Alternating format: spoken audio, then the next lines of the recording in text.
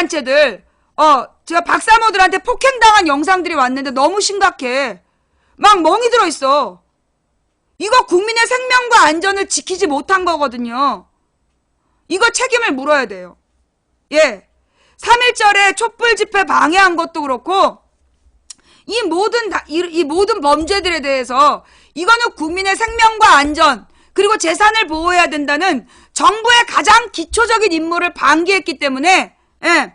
이거는 황교안의 직무유기에 책임을 물어야 돼.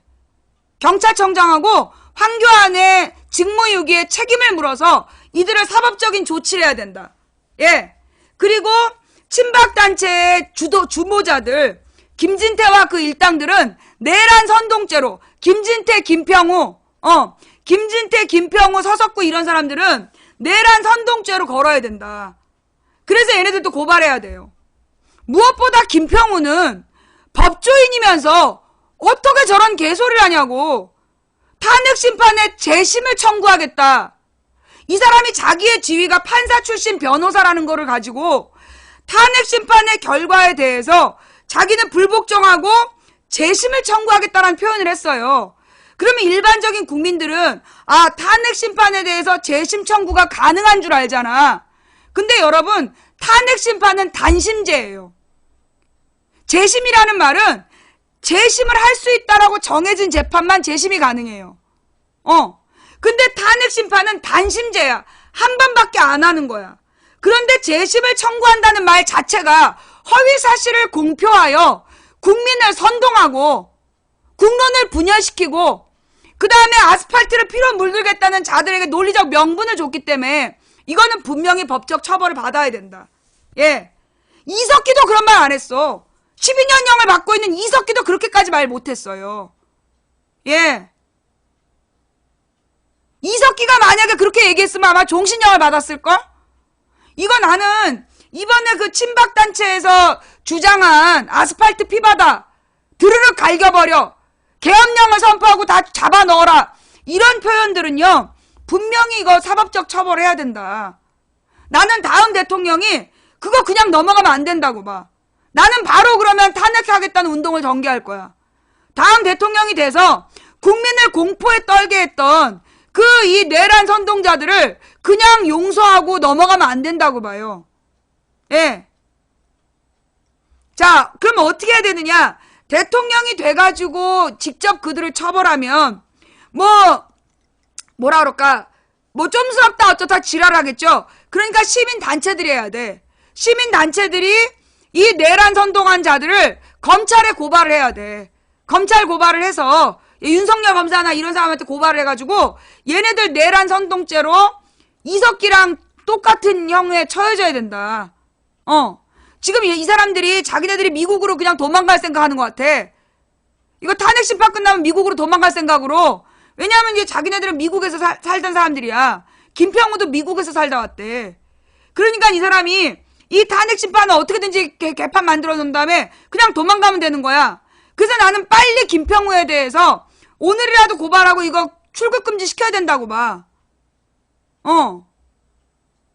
이거 지금 내란 선동한 그 국민을 분열시키고 내란을 선동했던 친박단체에서 마이크 잡았던 애들은요 모두 고소 고발해야 된다. 출국 금지하고 사법 처리해야 된다고 봐. 박대리 인단의 출국을 금지해서 사법 처리해야 된다고 봐. 너무나 무책임하게 허위사실을 유포했기 때문에 예.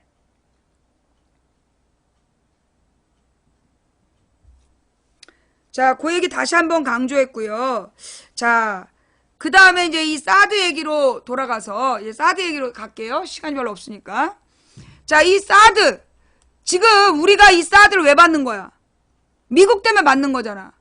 이 사드가 미국의 안보를 위해서 필요해서 우리가 지금 어마어마한 경제적 손실을 감수하면서 이 사드를 받았잖아요. 그런데 지금 미국에서요 한국산 변압기에 대해서 반덤핑 판정을 했대. 그래서 61%의 관세를 물린다는 거야. 지금 이게 그 트럼프 정부에서요 이게 처음이 아니야. 한국산 물건에 대해서 지금 반덤핑 처리한 게 이게 지금 몇 번 돼요.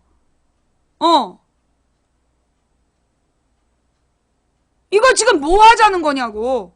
우리는 지금 미국의 이익을 위해서 엄청난 경제적인 손실을 감수하면서 사드를 지금 받아들여야 된다고 주장하는 미친놈들이 있는데, 그러면 미국이 적어도 우리를 도와줘야 될 거 아니야. 근데 한국산 변압기가 반덤핑 처분을 받아서 61%의 관세에 처해졌다는 거야. 61%를 관세로 내야 된다는 거야. 관세 처분이 내려졌대. 뭐 하자는 거냐고. 결국 우리나라에서 미국이 우방이라고 지랄하는 애들은 아무짝에 쓸모없는 것들이야. 전혀 국익에 도움이 안 된다니까? 미국을 우방이라고 우겨가지고, 현대중공업의 변압기가 미국에서 반덤핑 관세 폭탄을 맞아서 원래 관세가 3%였는데 61%를 내야 된대. 이것도 못 믿는 사람들을 위해서, 또 보여드릴게요.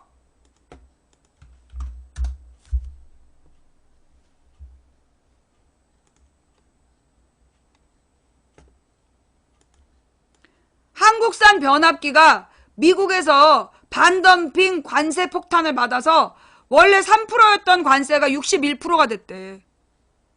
20배를 세금으로 걷는 거야. 기가 막히죠? 도대체 무슨 우방이 이러냐고. 미국이 우방이라고 외치는 이 성적이 들고 있는 미친놈들아. 아니 무슨 우방이 이래. 지금 미국을 위해서 사드를 받아들여야 된다고 지금 개나 밟고 있는 놈들아. 지금 저게 무슨 우방이야. 우리는 지금 중국에 까이고 미국에 까이고 지금 뭐 하는 거냐고. 그 중국에 까이면 도와라도 줘야 될 거 아니야.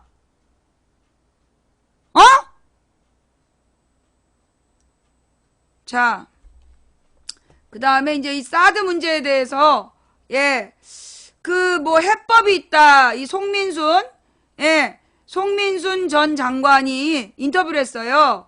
한번 들어볼게요. 사드 파장이 갈수록 태산입니다. 중국은요, 롯데마트 지점 99개 가운데 55개, 55곳에 대해서 영업정지를 했고요. 한국 여행 상품의 판매 금지 조치를 업계에 요구를 했고, 게임업계, 화장품업계도 떨고 있습니다. 이런 가운데 우리는 사드 장비를 서둘러서 국내로 들여왔지요. 일종의 돌이킬 수 없는 기정사실로 만들겠다는 겁니다. 그리고 WTO에 중국을 제소하겠다라고도 했습니다. 이게 지금 우리 정부가 내놓은 해법입니다. 방향을 잘 잡은 걸까요? 송민순 전 외교부 장관과 함께 짚어보죠. 송민순 장관님 안녕하세요. 예, 안녕하십니까. 일단 지금 그 사드 부지의 땅 고르기 작업도 시작 안 했는데 사드 장비부터 들여왔어요.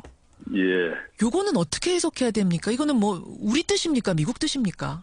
어쨌든 공식적으로는 한국과 미국이 같이 결정한 거겠죠. 물론 공식적으로 그렇겠죠.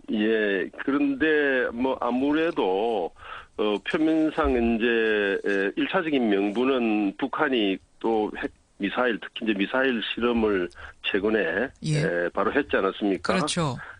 그렇게 했는데 그 사이에 사드를 배치할 명분이 이제 충분히 축적이 됐다고 미국과 한국은 같이 그렇게 판단을 한 것 같고 또 우리 국내 정치적인 여러 가지 지형도 지금 변동 기류가 있으니까 선제적으로 이 기회에 그냥 배치를 해버리는 게 좋지 않겠느냐 이런 판단을 한 것으로 보입니다. 불확실한 정치 상황. 그러니까 대선이 되고 나면 어떤 정권이 들어서서 사드를 또 어떻게 할지 모르니까 말하자면 당신들 사드 철회할 생각 마시오. 이렇게 메시지를 보낸 거네요.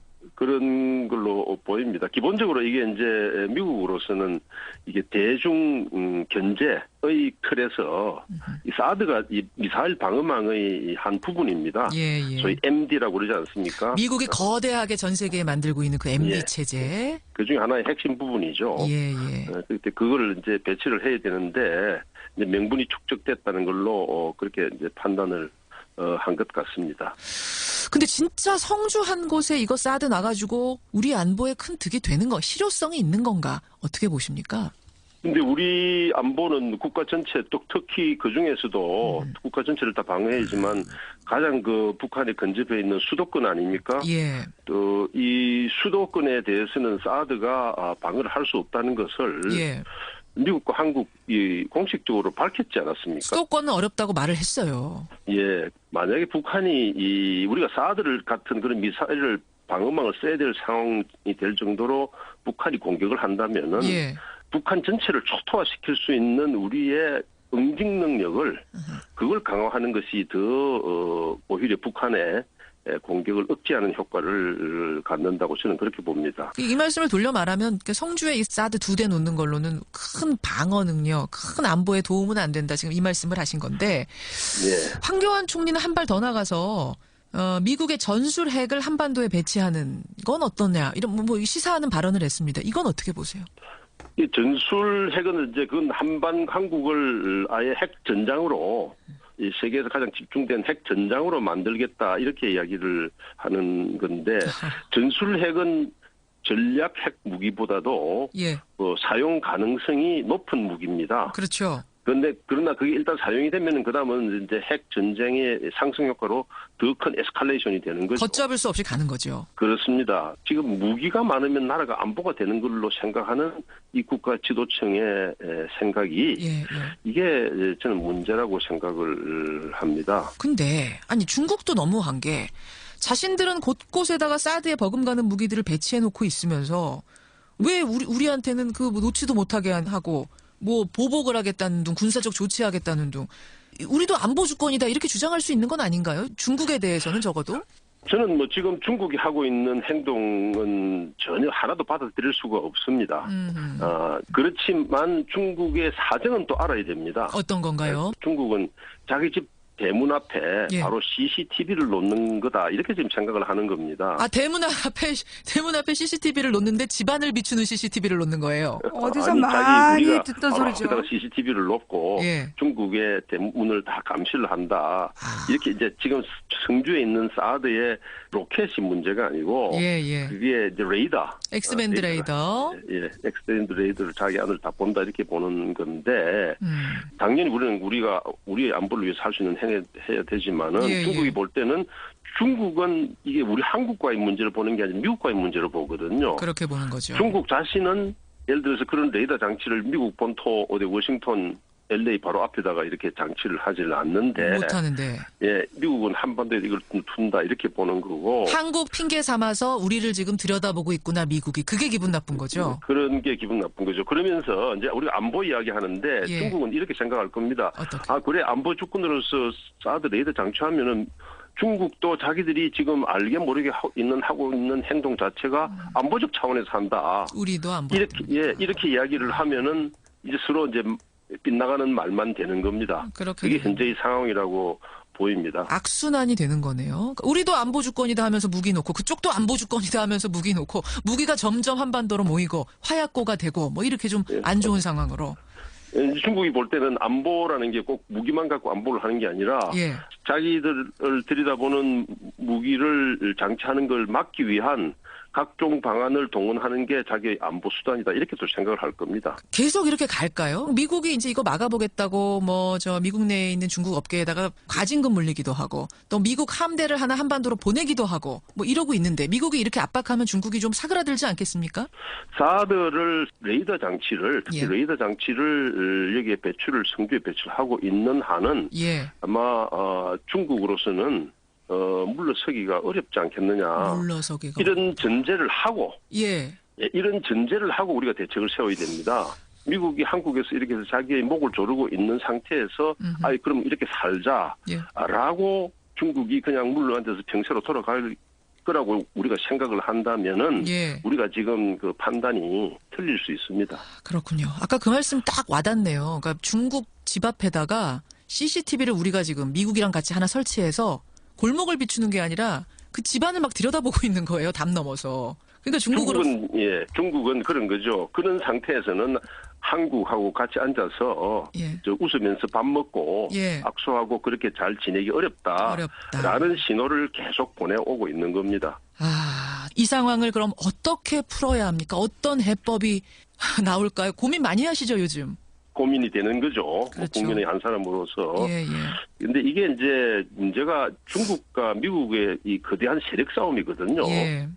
미국은 사드 배치에 차질이 생기면은 이게 중국한테 밀렸다 이렇게 판단이 되고 그게 전 세계적으로 신호를 주는 겁니다. 아, 여기 하나만 밀리면 이제 끝나는 게 아니라 다 밀린다. 차곡차곡 밀린다. 지금 왜냐하면 동아시아에 있어서 한반도, 대만, 필리핀, 남중국해 이렇게 연결되는 대륙 세력과 해양과의 그 지금 대립이 돼 있지 않습니까? 예. 이게서 여기서 한번 이게 밀리면 계속 밀린다. 그렇군요. 얼마 전에 보면 필리핀도 중국에 가서 또 잘해보자고 두테르테 대통령이 맞아요. 이렇게 하고 지금 동남아시아 각국들은 미국과 중국 사이에 딱 중립을 지키고 있습니다. 예. 근데 이런 상황에서 미국이 사드 배치에 차질이 생기면은 중국에 밀린다는 굉장한 그 상징적 의미가 있거든요. 그리고 중국은 대신 만약에 사드 배치를 그대로 용인을 하고 있으면은 거기에 대해서 대항 조치를 하지 않으면은 미국에 의해서 목이 졸린 상태에서 중국이 살 수밖에 없구나 하는 또 그런 시그널을 주기 때문에 이런 큰 두 개의 힘이 한반도에서 부딪히고 있지 않습니까? 그러네요. 그런데 우리가 잘 보십시오. 큰 바퀴가 부딪힐 때는 그 정면으로 부딪히는 힘을 대각선으로 옆으로 분산시켜야 됩니다. 미국과 중국이라는 G2 두 개국의 정면 충돌을 어떻게든 좀 비껴나게 하는 것이 우리의 지금 몫입니까? 지형적인 한반도라는 지형에. 바로 그런 거죠. 야, 어렵네요. 그렇게 하려고 그러면은 미국한테도 명분을 살려주고 중국한테도 명분을 살려야 되는 겁니다. 사드는 뭐냐면 북한의 핵을 막기 위한 대응 수단이라는 명분으로 지금 배치가 되고 있지 않습니까? 그러니까 속마음은 어떻든 간에 일단 명분은 북핵 막겠다는 거거든요. 그렇죠. 예.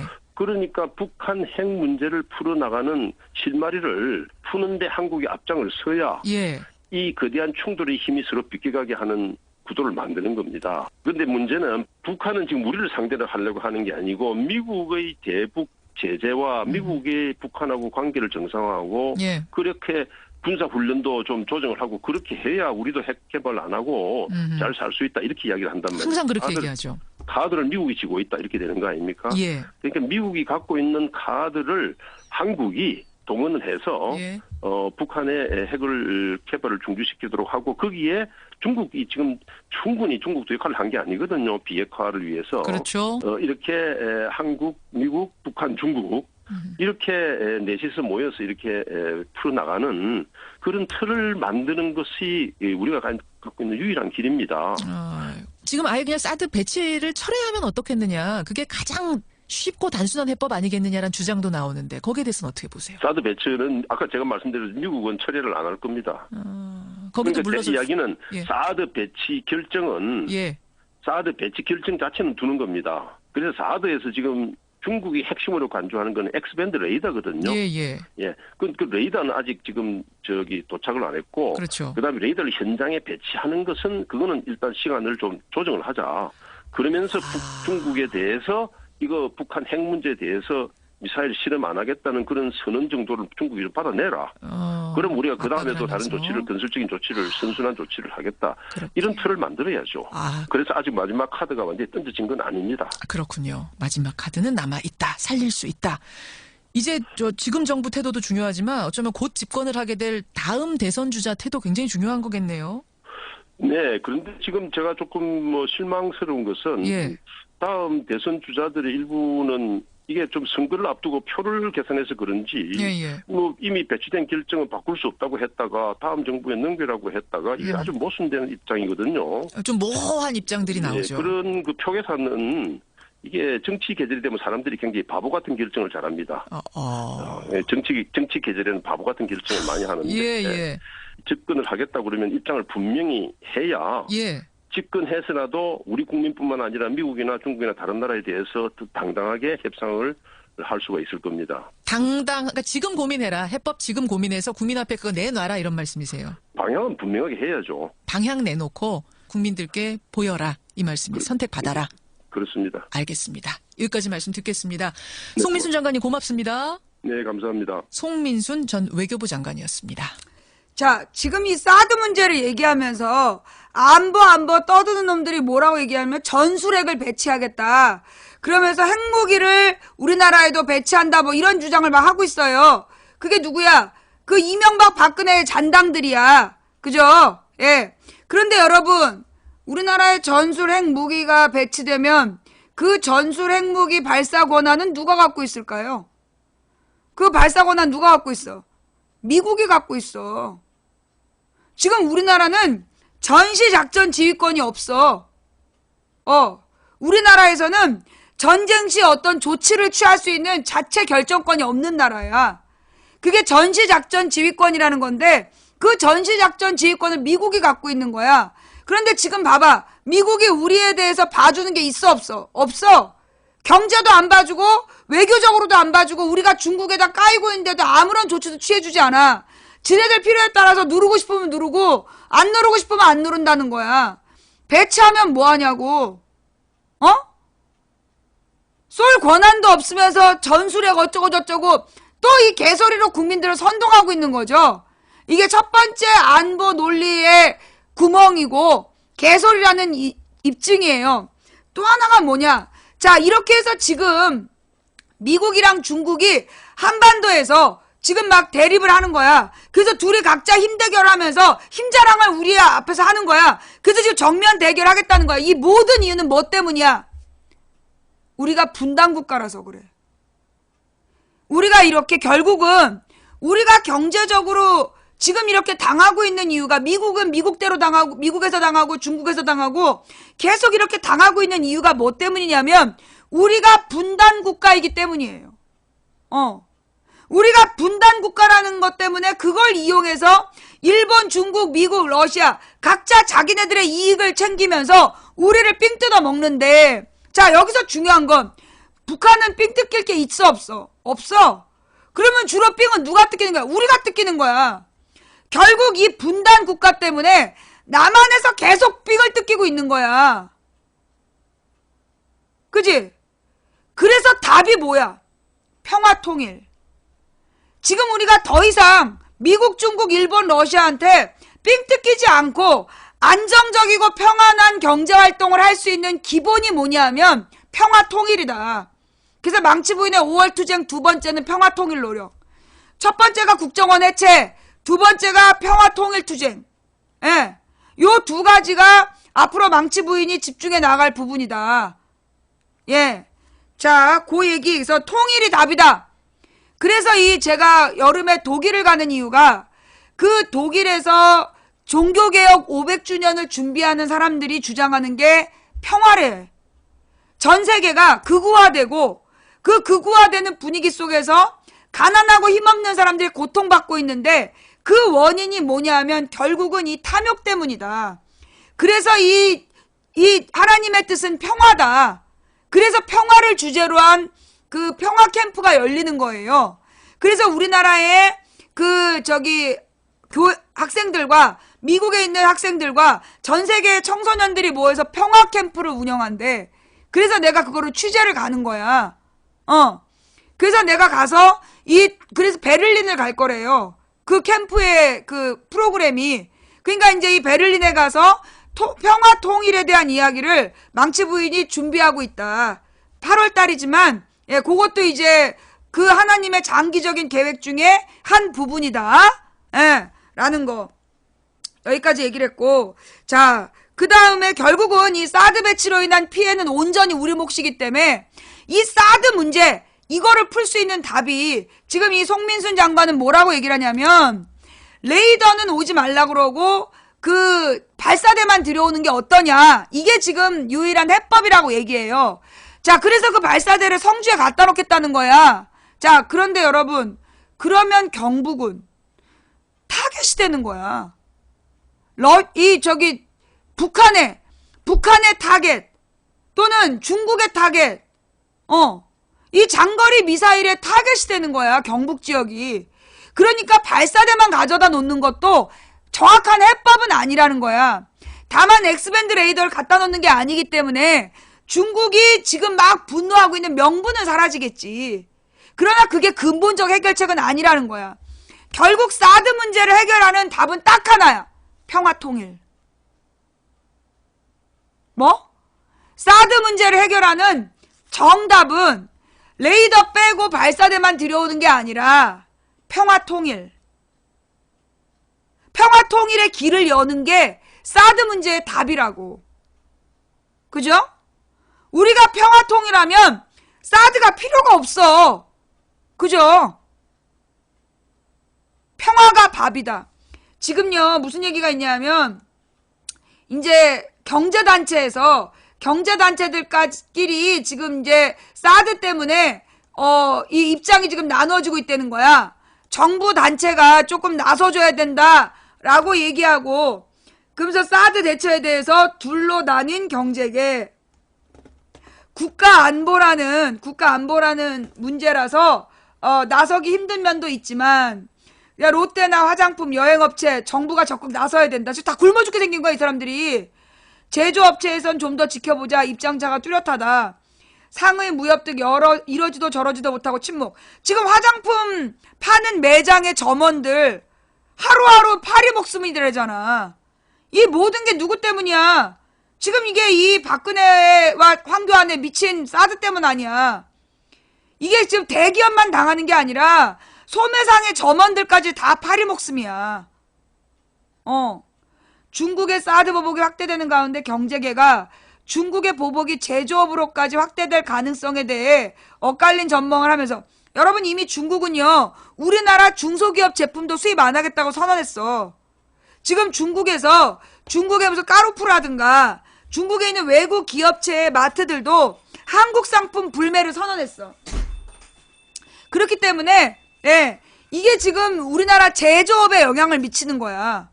우리나라의 모든 물건을 중국에서 수입 안 하겠다는 거야. 그러면 결국 우리나라의 제조업이 타격을 받는 거야.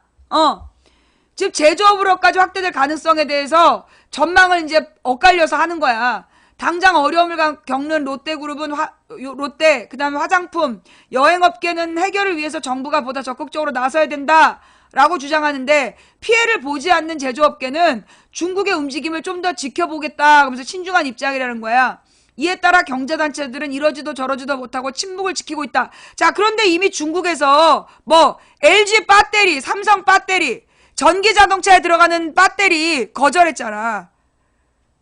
지금 롯데만 당하고 LG나 삼성에 문제 없는 거 아니야. 그거 벌써 잊어버렸어? 작년 겨울에 있었던 일이잖아. LG 배터리하고 삼성 배터리가 중국에서 지금 이제 전기자동차 생산을 그 차세대 산업으로 준비 중인 거야. 그러면 어마어마한 이제 또 수요가 생기는 거잖아. 그런데 그 수요에 맞춰서 준비한 LG하고 삼성의 배터리 산업이 지금 진출을 못하게 생겼다니까. 그러면 그 배터리 산업에 일자리를 갖고 있는 공장 직원들이 이제 실업자가 되는 거야. 이 심각한 문제라니까, 지금? 이 상공회의소에 이런 경영자들의 말을 종합하면 중국의 사드 보복으로 이 롯데 화장품 여행업계 여기에 피해가 늘고 있지만 당장 경제계의 공동 입장을 발표하거나 정부에 건의하는 방안은 검토하고 있지 않다. 산업통상자원부와 경제 5단체가 참석한 7일 경제단체 협의회에서 경제계는 사드 문제를 정식으로 거론하지 않았다. 경제단체 한 임원은 티타임 때 사드 문제가 간단히 언급되긴 했지만 본 의제로 논의되지 않았다. 왜 그럴까요? 이런 식으로 지금 경제계에서 분명한 입장을 갖지 못하는 이유는 뭐냐?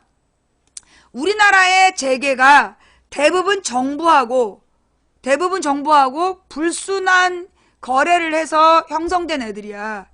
그렇기 때문에 얘네들이 감히 정부에다가 맞서지를 못하는 거야.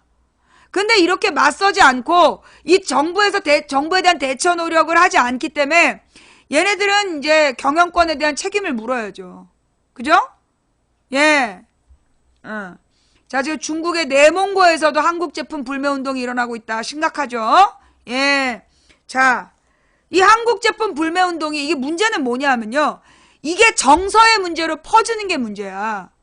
가령 외교적인 마찰은 순간 잊혀지고 해결될 수가 있어. 그런데 이게 불매 운동으로 퍼지고 이게 감정적, 정서적인 문제로 변화되면요. 걷잡을 수 없는 거예요. 그러면 이제 이 중국이라는 소비시장을 우리가 잃게 되는 거야.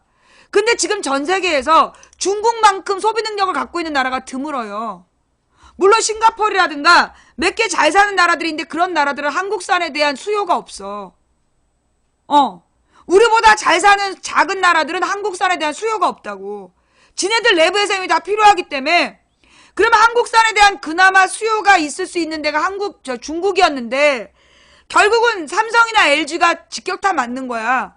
삼성, LG에서 일하는 그 수많은 직원들이 이제 손가락 빨아야 되는 거야. 이거 어떻게 할 거냐고. 환구시보에서 자성 목소리가 언제 나왔어? 환구시보에서 자성 목소리가 언제 나왔어? 환구시보가 지금 주도하고 있어.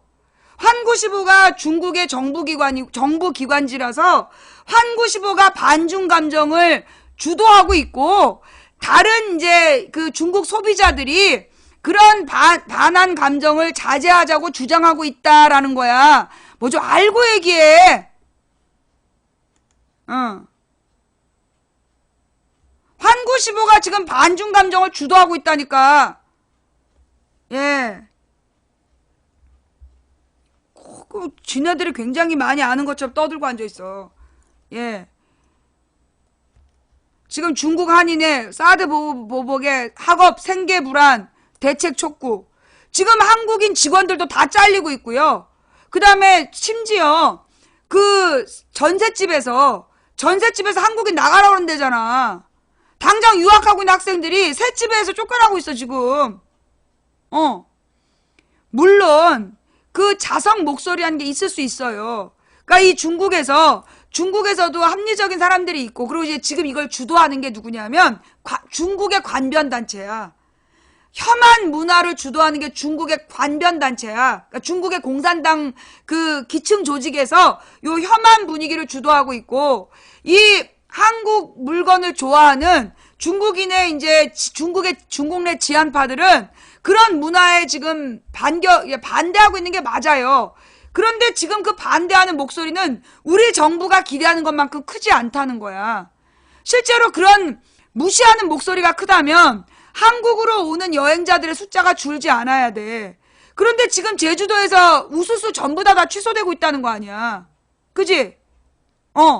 그러니까 그렇게 중국 내부에서 반한 감정에 대해서 그 자제하자라는 목소리는 극히 일부라는 거야. 그리고 왜냐하면 지금 관변단체에서 주도하고 있기 때문에. 그러니까 우리가요, 박근혜 집단이 관변단체인데 걔네가 막 떠들고 언론에서 막 떠드니까 그 목소리가 큰 줄 알았잖아. 그죠? 탄핵 반대 목소리가 더 높아졌다고 지랄할 때 그게 진짜인 줄 알았잖아. 우리가 2월 달에 기를 다시 죽이고 나니까 다시 탄핵에 대한 반대 여론 80% 여전히 변함없다 이렇게 나온 거지. 관변단체가 언론하고 동조해서 떠들어대면 그게 전반적으로 사실인 줄 믿게 되는 거야. 여기 제주도 이마트 정말 조용해요. 제주도만 그런 거 아니야. 명동은요 완전히 죽음의 도시야. 명동이 완전히 중국인 대상 장사를 하고 있었거든. 근데 명동의 거리에서 개미 새끼 한 마리 없대는 거야. 지금 중국 관광객 11만 1000명이 제주도 관광 예약을 취소했다. 왜냐하면 이게 한국으로 오는 여행에 허가를 안 내주는 거야, 중국에서. 여행사를 통해서 한국으로 오는 여행단 그 허가를 안 해주는 거야. 그러면 이제 한국의 숙박업소, 중국의 그러니까 뭐라나 시장, 관광지 다 죽는 거야 지금. 이게 제주도만 당하는 게 아니라 부산도 중국 관광객으로 먹고 살고 있었잖아.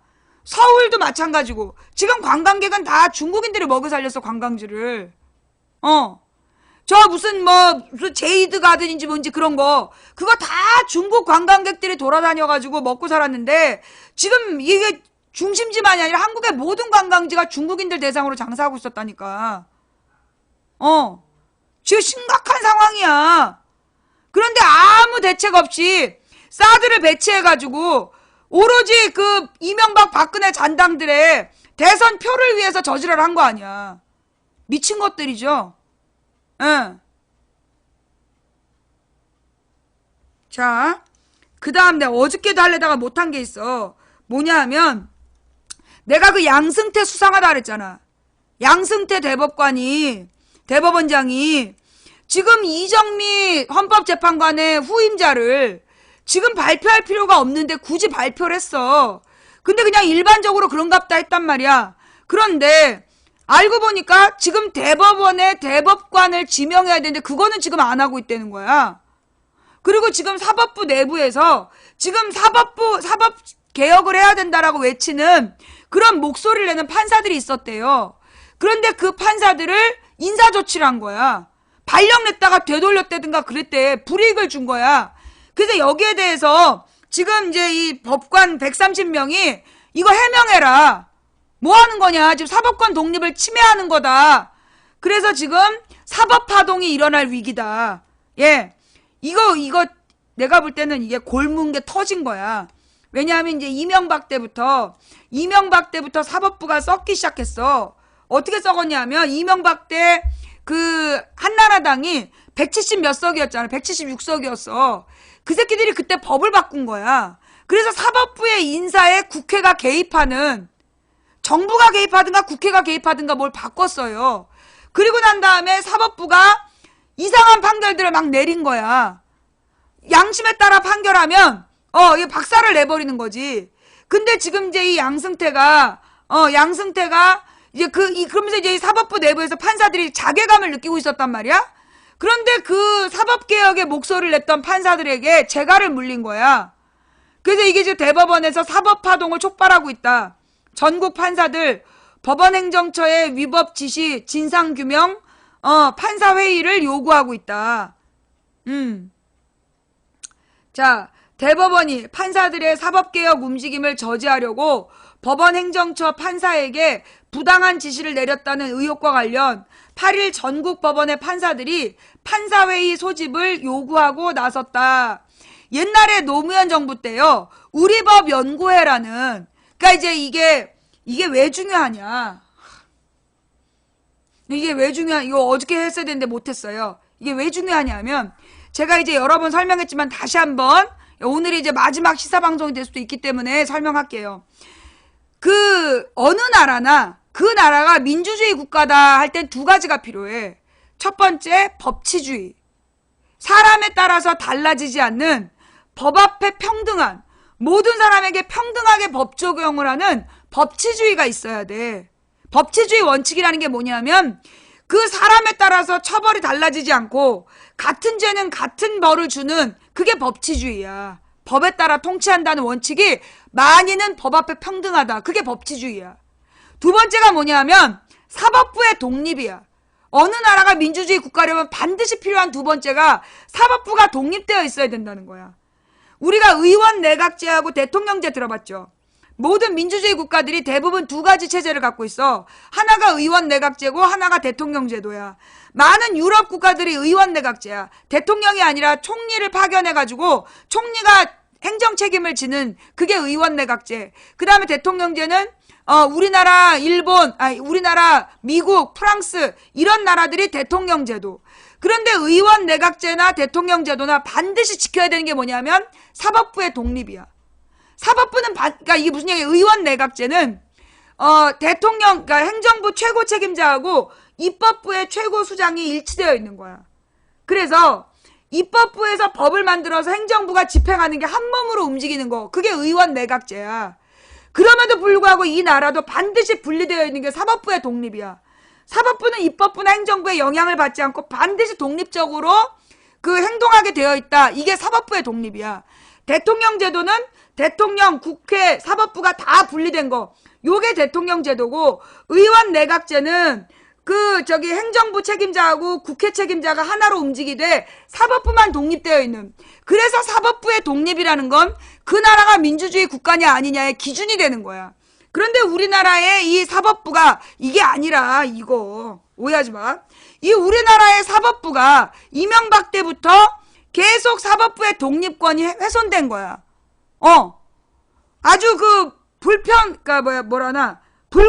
판결들이 막 일어나고, 그 불공평한 판결에 거부하면 승진이 안 되는 거야. 잘리는 거야. 그리고 무슨 점수를 매겨가지고 공정한 판결 하잖아요. 그러면 그 다음에 인사고과를 반영해. 그래서 잘린 판사가 서기호 판사야. 예. 공정한 판결했다고 잘린 판사가 서기호 판사야. 저 정의당 국회의원. 그런 거예요. 자, 그래서 지금 이제 이명박 때부터 사법권의 독립권, 사법부의 독립권이 훼손됐다라고 불만을 가졌던 판사들이 지금 이제 모이는 거야. 옛날에 우리법연구회라고 있었는데 이명박 정부 초기에 이걸 좌빨이라고, 좌빨 단체라고 종편에서 지랄해가지고 없애버렸어. 그 뒤로 사법부가 그 이명박 박근혜 정부의 눈치를 보고 있었단 말이야. 그때는 내나 조용하다가 지금 이제 민주정부가 들었을 것 같으니까 사법부의 독립을 외치면서 나오는 거야. 예. 그러니까 사법부의 독립이 필요한 건 독재정부에 맞서라고 필요한 건데, 우리나라의 사법부는 언제나 민주정부에 대해서만 독립을 요구해. 그게 참 특징이야. 이게 참 공통되는 게요. 검찰도 제대로 수사한 게 민주정부 때만 제대로 수사하고 대통령을 우습게 봤어. 사법부도 이 김대중 노무현 때는 굉장히 독립적으로 활동하면서 열린우리당만 다 유죄 판결 내렸단 말이야. 그러더니 이명박 박근혜 때는 검찰도 사법부도 매우 침묵했다고. 그러더니 지금 다시 들고 일어나갖고 독립을 요구하고 있는 거야.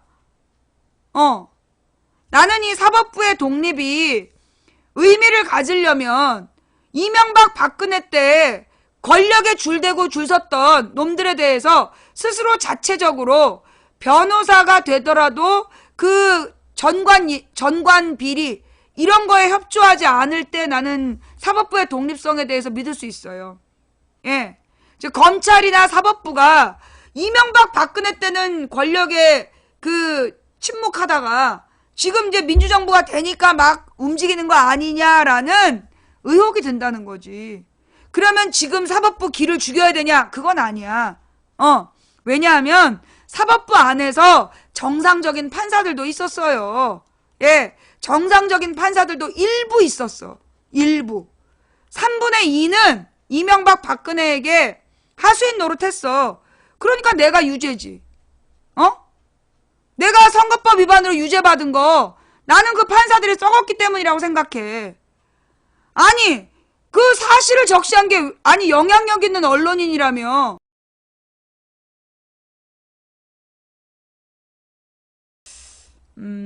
판사 5분의 1 이상이 요구할 때 열리는 판사회의는 법원 내에서 판사들이 의견을 개진하는 공식적인 제도로 과거 사법파동이 있을 때마다 핵심적인 역할을 했다. 이번 사태가 6차 사법파동으로 확산될 조짐을 보이고 있다. 서울 동부지방법원, 서울 서부지방법원, 인천지방법원 등 수도권 법원의 판사들은 이번 사태와 관련해 부장판사와 단독판사회의 이러면서 이제 지금 문제를 일으키는데, 요 전 사건, 어저께 사건 있어야 될 것 같은데?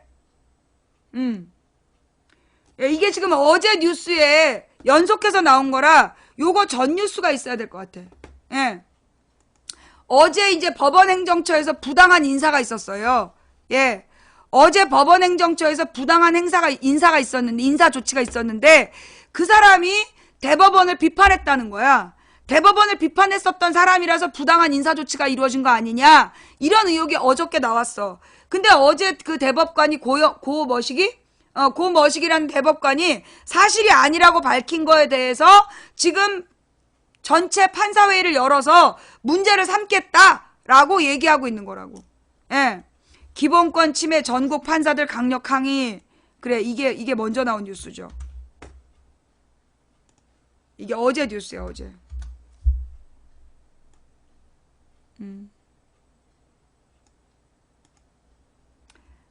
자, 요게 무슨 제목, 대법 기본권 침해 전국 판사들 강력 항의라는 신문 기사인데요. 법원행정처에서 지난달 돌연 연구회 복수 가입되는 나중 가입단체를 강제 탈퇴해야 된다는 공지를 내렸어. 법원행정처가 지난달에 갑자기. 그러면서 연구회를 어떤 연구회에 가입하는 걸 복수로 가입하면 안 된다라는 공지를 내렸는데, 이게 기본권 침해다. 전국의 판사들이 지난달 대법원의 일선 판사 통제 시도에 대해, 그러니까 이게 뭐냐면 우리법 연구회 같은 게 그런 연구회야. 그러니까 우리법 연구회처럼 각자 이 법 해석에 대해서 스스로 연구하는 연구회에 가입하겠다 그랬더니 나중에 가입한 진보적인 연구회는 강제로 탈퇴시키겠다는 공지를 내린 거야. 그러니까 지금 전국의 판사들이 이거는 일선 판사를 통제하려는 시도다. 그러면서 헌법상 기본권을 앞세우며 법원 내부 게시판에 항의글을 올리는 등 강력히 반발했던 것으로 드러났다. 그래갖고 반발했던 판사가 부당한 인사조치를 당한 거야. 일선 판사들의 사법개혁 움직임을 저지하라는 상부의 지시를 거부한 기역 판사가 발령 2시간 만에 재인사 조치가 난 것. 뭐요? 일선 판사들의 사법개혁 움직임을 저지하라는 상부의 지시를 거부한 판사에 대해서 발령 2시간 만에 재인사 조치가 났다는 거야. 발령을 해놨다가 2시간 만에 취소해버린 거지. 이런 같은 맥락의 사태다. 판사들은 일련의 작업을 임종원 법원행정처 차장이 주도하고 있고 배후에 양승태 대법원장이 있다고 의심하고 있다. 지난달 13일 법원행정처는 느닷없이 공지를 올렸다. 전문 분야 연구회에 2개 이상 가입한 사람은 3월 5일까지 스스로 정리하고 그렇게 하지 않으면 6일부터 1개만 남기고 강제 탈퇴시키겠다는 내용이다. 뭐 이런 개소리가 다 있어. 전산정보국장이 공지를 올렸는데 이는 연구회가 인터넷 커뮤니티이기 때문이다. 법조계 관계자는 당시 나흘 뒤에 서울중앙지법으로 이동키로 돼 있던 전산국장이 왜 이러나 싶었다라고 말했다. 이때 국가인권법연구회가 전국 판사들을 상대로 사법부 개혁에 대한 설문조사를 시작한 지 나흘째다. 뭐요? 국제인권법연구회가 전국의 판사들을 대상으로 사법부 개혁에 대한 설문조사를 실시하니까 이런 지랄을 한 거야. 또 임 차장이 법원행정처 심의관으로 발령된 기역 판사에게 설문조사의 영향력 축소를 지시를 했는데 이걸 이제 이 판사가 말 안 들은 거지. 판사들은 기역 판사 상황까지는 몰랐지만 대법원의 연구에 가입 강제정리 시도만으로도 헌법이 보장한 기본권을 침해한다며 강력히 반발했다. 아주 웃기는 대법원인 거야 이게 지금. 이틀 뒤부터 법원 내부 게시판에 판사들은 항의글을 잇따랐다. 이들은 법원 행정처가 결사의 자유, 즉 헌법 21조와 학문의 자유, 헌법 22조를 침해하지 말라고 했다. 한 판사는 항의글에서 법관의 연구활동은 개인의 학문과 결사의 자유를 넘어 대국민 사법 서비스 차원에서라도 적극 장려돼야 한다고 호소했다. 당연하죠. 그죠? 그리고 결사 학문의 자유 기본권은 타인의 기본권을 침해할 가능성이 적어 고도로 보장되어야 된다. 그런데 이걸 지금 강제 탈퇴시킨다는 거야. 미친 거죠. 그만큼 이명박 박근혜 정부 들어서서 사법부가 썩어 있었다는 얘기야. 대법원이 썩어 있었다는 얘기야. 왜 이렇게 대법원이 썩었냐 하면 이게 보통 대법원의 임기가 5년 정도 돼요. 근데 이명박 박근혜가 10년을 했잖아. 근데 이명박 박근혜 10년 동안 어떤 상태였냐면 한나라당 새누리당이 국회 다수당이었어. 지난 8년 동안. 작년 4월 이전에 지난 8년 동안이요. 한나라당이 다수당이야. 대통령은 이명박 박근혜야. 그러니까 대통령이 3명, 국회에서 3명, 그 다음에 사법부에서 3명. 그러면 6명이 꼴통들이었던 거야. 6명이 꼴통들이라서 지금 대법원이 저 지경이 되어 있었던 거예요. 사법부가 그래서 이렇게 부패해 있었던 거야. 그래서 우리 국민의 기본권 보장을 사법부가 못했던 거예요. 그래서 망치 부인이 계속 사법부의 그 독립을 주장하면서 사법부를 개혁하려면 누구를? 대법원장을 직선제로 뽑아야 된다. 대법원장을 직선제로 뽑아야 돼. 그런데 우리 국민들이 판사를 모르잖아요. 그죠? 그래서 대법원장은 전국의 판사들이 직선제로 뽑아야 된다. 검찰총장은 전국의 검사들이 직선제로 뽑고 대법원장은 전국의 판사들이 직선제로 뽑아야 된다. 그래야 그러니까 대법관도 난 마찬가지라고 봐. 지금처럼 국회에서 3명, 대통령이 3명 이러면 안 되고 내가 볼 때 대법관은 사법부에서 독립적으로 나는 구성해야 된다고 봐. 판사들이 투표해갖고 상위 9명을 대법관으로 인정하고 최고 득점자를 대법원장으로 해야 된다. 판사들끼리 직선제를 해서. 그러면 이제 이 일선 판사들이, 그러니까 대법원에서 일선 판사들의 눈치를 봐야 되고 그들의 자발적인 노력들을 보장해 줄 수밖에 없다는 거죠. 내가 이제 우리나라의 헌법을 바꿔야 되는 방향이 대통령은 4년 중임제로 가자. 한 번 더 할 수 있는 기회를 주고, 그래야 그게 왜 필요하냐. 지금처럼 5년 단임제면 이명박이나 박근혜처럼 먹튀. 한 번에 먹고 튀려고 그러니까 4년 중임제를 해놔야 적어도 4년은 잘해야 다음에 또 할 거 아니야. 그러면 4년 동안은 잘한다는 거지. 그래서 4년 중임제로 가야 된다라는 주장이고, 또 4년 만에 자를 수 있다는 거야. 그래서 4년 중임제를 요구하는 거고요. 그 다음에 두 번째로는 뭐가 필요하냐. 국회의원의 숫자를 늘려야 된다. 지금 이 새누리당 쪽 사람들은 국회의원 수를 줄여야 된다고 주장해. 예. 단임제는 안 돼. 단임제는 먹튀를 해. 단임제라면 전두환도 먹튀했잖아. 예. 단임제라면 먹튀를 하기 때문에 중임제를 해야 된다니까. 그래야 4년은 잘해. 예. 그리고 이제 국회의원 숫자를 늘려야 로비를 못 한다는 거야. 국회의원 숫자는 늘리고, 그 다음에 비서들의 숫자는 줄이고, 지금처럼 300명에다 10명씩 주는 게 아니라 1500명으로 늘리고 비서관 1명씩만. 여러분, 지금 국회의원 300명이에요. 그 300명의 비서들이 10명이야. 그러면 3000명의 월급을 우리 돈으로 주고 있어. 그러면 그 같은 돈으로 국회의원을 1500명 뽑고 비서들을 1명씩 딸려주면, 그러면 이 1500명이 각자 움직이는 거야. 그러면 이 1500명을 재벌들이 로비할 수가 없어요. 우리나라 국민 숫자에 맞는 국회의원 숫자가 1500이래.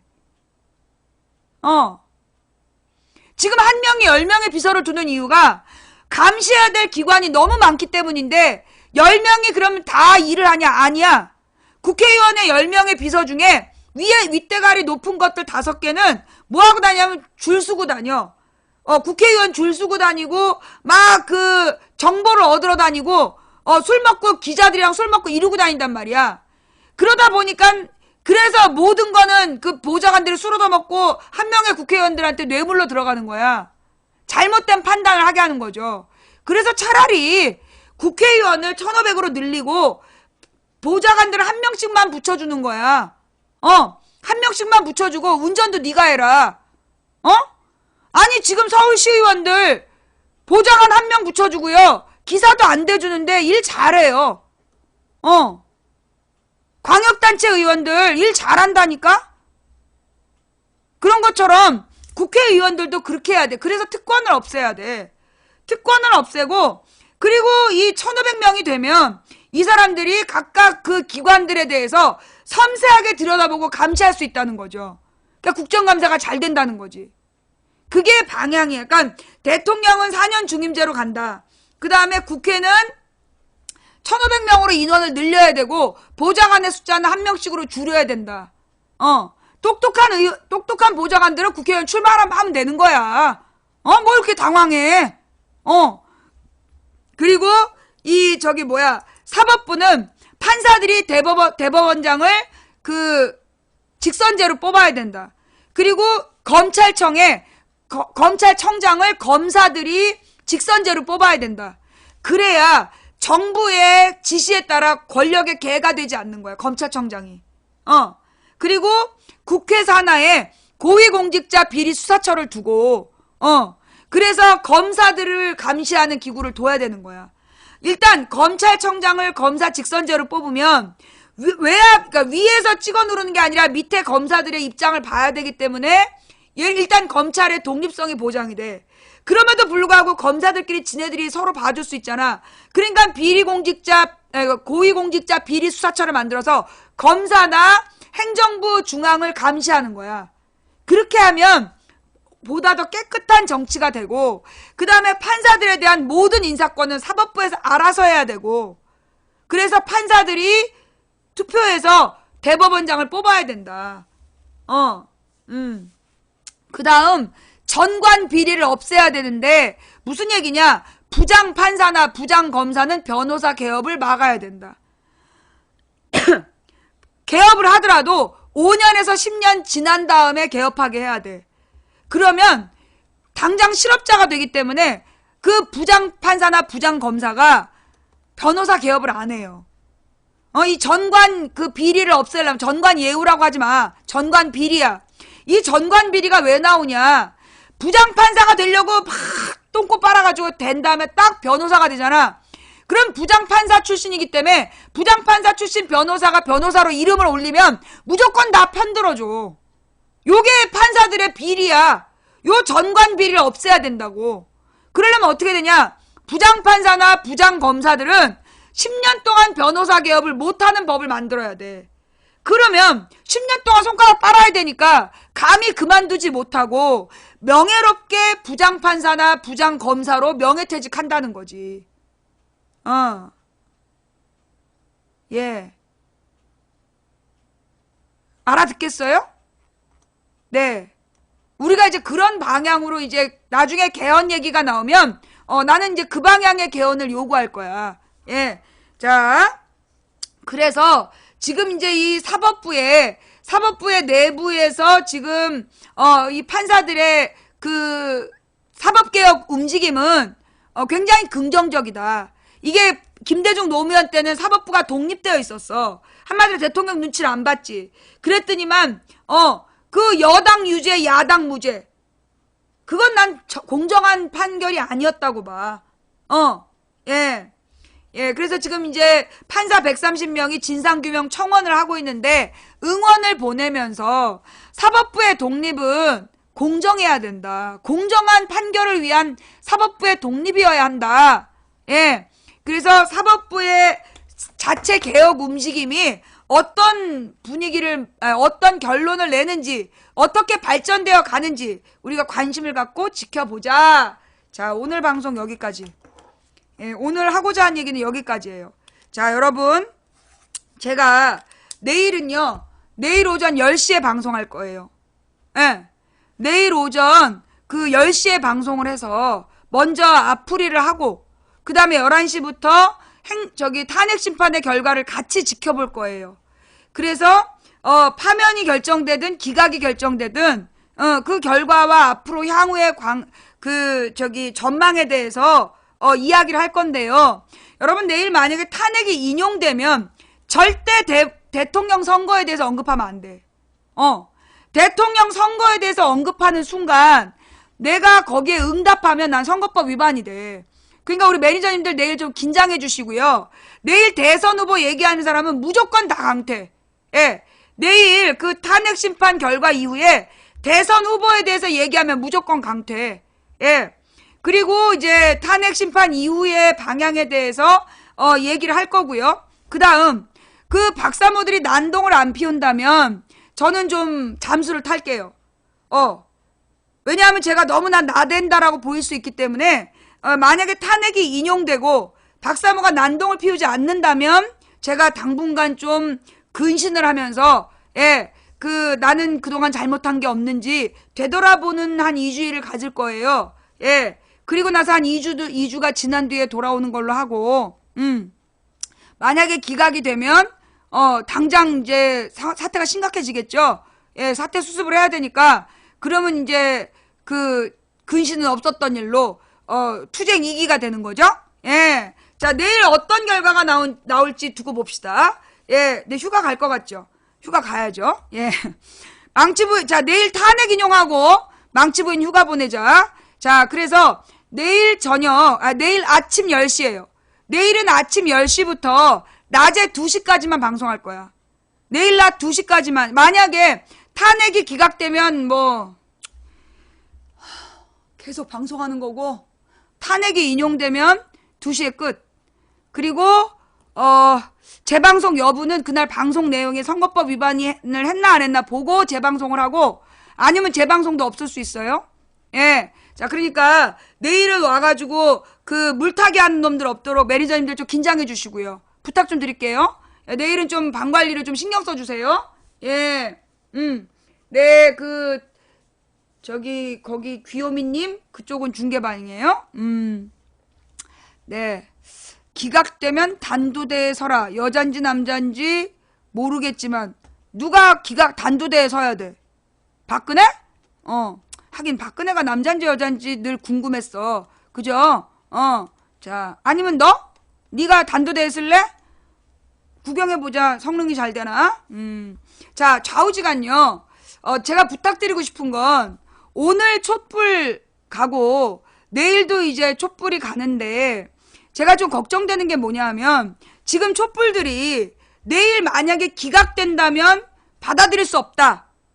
이제 그렇게 얘기를 하잖아요. 수용할 수 없다. 그러면 여러분, 박근혜 지지자들이 탄핵, 파면을 받아들일 수 없다고 뭐가 다르죠? 헌재 결과에 대해서, 헌재의 결론에 대해서 우리가 수용할 수 없다 이러면서 밀란을 일으킨다면 박근혜네 그 무식한 애들하고 뭐가 달라? 저는 다시 한번 얘기하는데요. 나는 결과가 기각으로 나오든 박근혜 파면으로 나오든 모두가 수용해야 된다. 그게 민주주의의 기본이다. 예. 그 다음에 개헌 과정에서 어차피 만약에 기각이 되면 개헌으로 우리는 집중할 수밖에 없어. 우리가 이제 만약에 탄핵이 기각되면 대선은 물 건너가기 때문에 우리가 개헌론에 집중할 수밖에 없단 말이에요. 그러면 이제 개헌의 방향을 이야기할 때 헌재를 없애는 방향으로 우리가 논의를 해가면 되는 거야. 그러니까 밀란을 일으킬 필요가 없다고. 기각되면 개헌에 집중하면서 헌재를 없애는 쪽으로 우리가 가면 되는 거라서, 예. 그러니까 우리가 기각되면 밀란을 일으키겠다라고 얘기하는 사람들이 나는 자중해야 된다고 봐. 중요한 얘기예요. 왜냐하면 지금 받아들일 수 없다 이러면서 밀란을 일으키겠다, 횃불을 들겠다. 당신들 때문에 박근혜 지지자들이 저 지랄 연병을 하는 거야. 이 헌재 결정을 수용할 수 없다라고 얘기하기 때문에 박근혜 지지자들도 지랄하는 거라니까. 그러니까 우리가 박근혜 지지자들을 사법적으로 처벌하려면 지금의 구조상 헌재의 결정을 우리는 수용할 수밖에 없는 거예요. 무슨 얘기인지 알아요? 예. 지금의 구조상 우리는 헌재의 결론을 수용할 수밖에 없어. 그게 민주주의야. 법에 따르는 거. 우리는 철저히 합법적이고 평화적으로 법에 따르는 거야. 다만 다음번 개헌할 때 국민의 손으로 헌재를 없애는 방향을 요구해야 되는 거죠. 헌법재판소가요, 원래 처음부터 있었던 거 아니에요. 87년 이후에 처음 생긴 거야. 그 전에 없었어. 그냥 그 전으로 돌리면 돼. 만약에 헌재에서 이런 죄를 저질렀는데 기각을 시켰다면, 그래, 박근혜 돌아와라. 돌아와서 직무 수행하고 보복을 하든 어쩔 수 없는 거야. 그게 민주주의야. 그게 민주주의야. 그리고 나서 다음번 개헌을 할 때 고쳐야 될 부분으로 헌재를 없애는 거죠. 통진당이 아무리 미워도 국민 10%가 투표한 정당을 증거도 없이 해산시키고 죄가 분명한 박근혜를 탄핵 기각했다면 그런 판단을 하는 헌법재판소라면 필요 없다는 거야. 국민의 기본권을 지켜주지 않는 거니까. 그러니까 이 헌재를 그때는 없애버리는 방향으로 개헌으로 해결하면 되는 거지. 우리가 죽창 들고 밀란하고 그러면 안 된다는 거지. 예. 잠깐만요. 논리가 무슨 뜻인지는 알고 떠들어? 무슨 얘기인지 알겠어요? 예. 우리가 요구하는 건 어떤 결론이 나오든 그게 기각이든 파면이든 그 결과를 수용하겠다. 대신 아무리 내가 통합진보당이 꼴보기 싫어도 국민 10%가 선택한 정당을 내란 음모를 저질렀다는 명확한 근거도 없이 해산시킨 거는 이거는 헌재가 역할을 못한 거야. 기본권 보장을 못한 거야. 그런데다가 박근혜의 죄는 너무나 명백한데 박근혜를 탄핵시키지 않는다라면 그 또한 헌재의 존재의 의미가 없는 거야. 그럼 우리가 개헌을 통해서 자기 역할을 못하는 헌재를 우리는 목격했기 때문에 없애버리는 방향으로 가면 되는 거지. 우리가 왜 물리적인 충돌을 준비하냐고. 이거를 지금 물리적인 새싸움으로 몰아가는 사람들이 있는데 나는 거기 반대예요. 예. 저는요, 이 탄핵 선고 결정을 내리기로 했다는 거, 거기까지 우리가 할 일을 했다고 봐. 지금 시스템상은 내일 헌재의 결정을 수용할 수밖에 없어. 우리 마음에 안 들어도 수용을 할 수밖에 없는 거야. 그리고 나서 우리가 민주적인 절차를 밟아서 헌재를 없애는 방향으로 가면 되는 거지. 우리가 무식한 박근혜 지지자도 아니고 밀란을 일으키겠다 그러면 안 되죠. 그죠? 그건 박근혜 지지자들이 하는 소리야. 그러니까 마찬가지로 박근혜 지지자들이 헌재의 결과를 수용하지 못하겠다고 지랄을 하면 법적인 절차에 따라 처벌을 요구해야 돼. 근데 여러분이 옆에서 똑같이 그러고 있다. 그럼 우리가 어떻게 법적 처벌을 요구할 명분이 있겠어? 무슨 얘기인지 알겠죠? 따라서 오늘과 내일 헌재 앞에 가시는 분들께 부탁드리는 건 절대 물리적으로 충돌하지 말고 여러분이 외쳐야 되는 건 헌재 결과를 수용하겠다는 거야. 수용해야 된다는 거야. 다만 우리의 요구는 탄핵 인용이다. 파면이다. 그런데 어떤 결과가 나오든 우린 수용하겠다. 라고 외쳐야 우리가 이기는 거야. 무슨 얘기인지 알겠어요? 박근혜 파면을 외치는 사람들이 우리가 원하는 건 박근혜 파면이다. 그러나 기각되더라도 수용하겠다. 이해가 되세요? 예. 우리는 박근혜 탄핵을 원해. 파면을 원해. 탄핵안이 인용돼야 돼. 그러나 결과가 어떻게 나오든 헌재의 결과는 수용하겠다. 그래야 우리가 수용하지 않고 버티겠다는 저놈들을 사법적으로 처리할 명분이 생기는 거예요. 우리는 결과적으로 수용했어. 그러면 쟤네들을 사법적으로 처벌할 명분을 가지고 쟤네들을 고소고발해야 될 거 아니야. 그치? 망치 부인 말에 동의하셔요? 망치 부인 말이 틀렸어요? 잘못됐어요? 동의하시는 분 손, 반대하시는 분은 반대의 이유를 써주세요. 망치 부인 말에 동의하시면 손, 반대하시는 분들은 반대의 이유를 써주세요. 제가 주장하는 방향이 맞습니까? 동의하십니까? 네, 지금 손을 엄청 많이 들고 계시는데, 예. 우리 강아지들은 지금 발을 들고 있어요. 예. 우리 망치부인 방송의 마법이죠. 고양이 강아지들도 손 들으라 그러면 발을 드는 놀라운 마법. 예. 자, 감사합니다. 예. 대단히 감사하고요. 예. 자, 그러면 이제 오늘 방송 여기까지 하고, 우리가 내일 아침 10시에 다시 모여야 되니까, 내일 아침 10시에 다시 모여야 되니까, 여러분들, 자,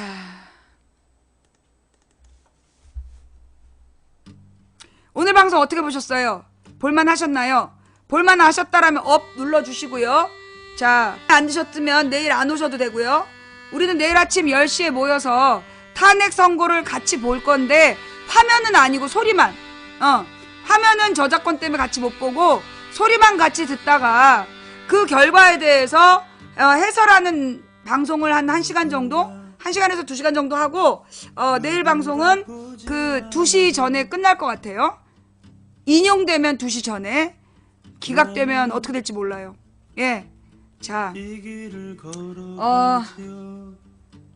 오늘 제가 쭉 방송 시작하면서 우리 방송이 지난 10년을 돌아봤고, 그리고 여러분이 지난 6개월 동안에 이뤄내신 대대적인 그 놀라운 기적의 역사를 한번 되짚어 봤습니다.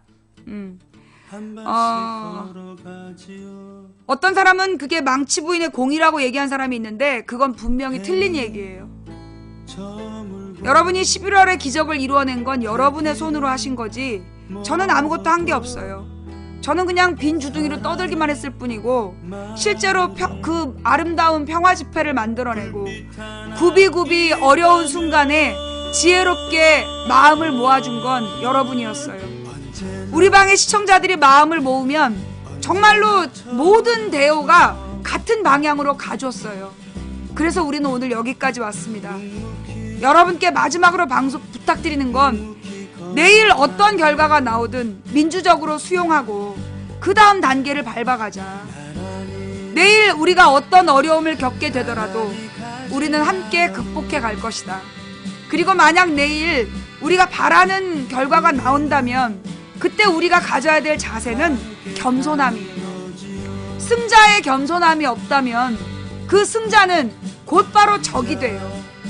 여러분이 정말 새로운 나라를 만들고 싶다면 내일 만약에 탄핵이 인용된 다음에 잘난 척하면 안 돼요. 최대한 낮아지고 최대한 엎드려서 국민의 목소리를 들으려고 할 때, 나와 다른 상대방을 위로할 줄 알 때, 그때 우리나라가 통합되고 하나로 모아져서 새로운 미래로 나아가는 거지. 이 새끼들 잘됐다, 너희들 일로 와봐, 너 죽었어, 이런 식으로 복수하려고 한다면 우리는 아무것도 얻을 수 없다. 무슨 얘기냐? 아까 누구는 사법적인 처벌을 하라며. 마이크를 잡고 선동한 자들은 저는 처벌받아야 된다고 봐요. 피를 부르고 불법적인 주장을 했던 사람들은 모두 사법 처리가 돼야 된다. 그러나 단순 가담자들까지 씨를 말리겠다, 그러면 그건 이승만이 한 짓이고 박정희 전두환이 한 짓이다.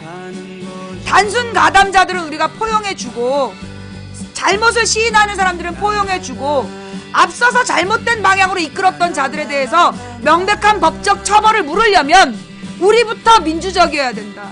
우리부터 인권을 지켜야 된다. 그래야 우리가 길을 잃지 않는다. 그러면 내일 탄핵이 인용되면 모든 일이 다 끝나나요? 아니요. 그 뒤가 더 어려울 겁니다. 여러분의 더 뜨거운 지혜가 필요할 거예요. 더 치열한 고민이 필요할 거예요. 더 강력한 노력이 필요할 거예요. 왜냐하면 민주주의는 아주 무거운 짐을 밀면서 올라가는 오르막길이기 때문에, 멈출 수 없기 때문에. 그래서 우리가 가는 길은 힘든 일이에요. 우리가 가는 길은 갈만한 길이라서 가는 게 아니라 가야 할 길이라서 가는 겁니다. 때때로 지치고 힘들고 그래서 멈추고 싶죠. 근데 우리가 손을 놓으면 우리 모두는 떠내려가요. 그러니까 우리가 멈추더라도 다 같이 어깨에 어깨를 붙들고 이 무거운 짐이 떠내려가지 않도록 우리는 그렇게 버텨야 되는 거예요. 힘써서 앞에 가는 사람이 있고 뒤처진 사람도 있지만 우리가 하나의 방향으로 가고 있다면 우리는 하나입니다. 그러니 우리가 보기에 조금 부족해 보이는 사람들을 비난하기보다 그들이 깨어날 수 있도록 기도하면서 우리가 모범을 보이면서 앞으로 더 많이 노력하면서 나아갑시다. 그게 민주주의의 길이에요. 그게 승리하는 길이고, 우리가 가는 길은 갈만한 길이라서 가는 게 아니라 가야 할 길이라서 가는 거다. 이기기 어려운 싸움에서 지지 않는 단 하나의 방법은 싸움을 끝내지 않는 거다. 누군가 포기해서 오늘 우리의 절망이 싹텄다면, 우리가 오늘 포기하지 않으면 내일의 역사를 승리의 역사로, 희망의 역사로 쓸 수 있다는 믿음으로 가자. 한 사람이 꾸는 꿈은 꿈일 뿐이지만 백인이 꾸고 만인이 꾸면 현실이 된다. 중지 동천, 무리가 모여 뜻을 모으면 하늘을 움직일 수 있다. 된다고 믿든 안 된다고 믿든 당신의 믿음대로 될 겁니다. 지금까지 도봉구 창동나는 불량주부 망치부인이 보내드린 생방송 시사수다방이었고요. 내일 좋은 결과가 나와서 망치부인의 시사수다방이 내일로 시즌 10이 마무리되고, 그리고 2주 뒤에 시즌 11으로 돌아오고 싶습니다. 그러나 어떤 결과가 오든 그게 하나님의 뜻이라고 받아들이고 제 뜻대로 하지 마옵시고 하나님의 뜻대로 되기를 바라면서 오늘 방송 마무리할게요. 내일 아침 10시에 모여서 1부터 10일까지의 기적을 함께 목격합시다. 예, 자, 내일 볼 때까지 건강하시고요. 업해주신 6,823분께 감사드리고, 꿀잼 해주신 모든 분들께 감사드리고, 오늘 후원해주신 분 한 분 한 분 감사 인사 못 드려서 죄송하고, 그거 싫으면 후원 안 하셔도 되고, 그럼에도 불구하고 후원해주신 분들 덕분에 오늘도 당당히 방송할 수 있었습니다. 자, 다음 방송은 내일 오전 10시. 이 방송 녹음 녹화 떠서 유튜브와 팟캐스트에 올려주시는 허락된 업로더님들께 감사드리고요. 매니저님들 수고하셨습니다. 후원 못했다고 미안해하지 마세요. 생방송 처음부터 끝까지 지켜주신 여러분이 진정한 후원자입니다. 감사합니다. 내일 오전 10시에 만나요.